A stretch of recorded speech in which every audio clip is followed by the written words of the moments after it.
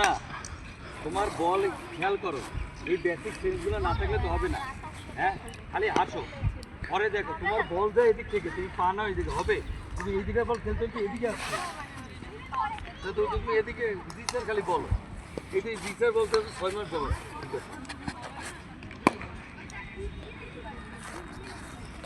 আসো,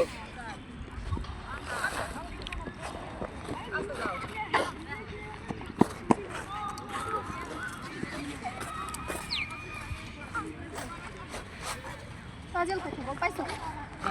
পাইছি তো। এটা বেশি বড়। ভিডিও আবার পোস্ট করে রেখে।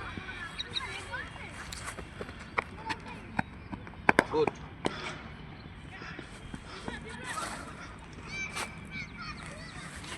তো তোমার চোখের টার্গেটটা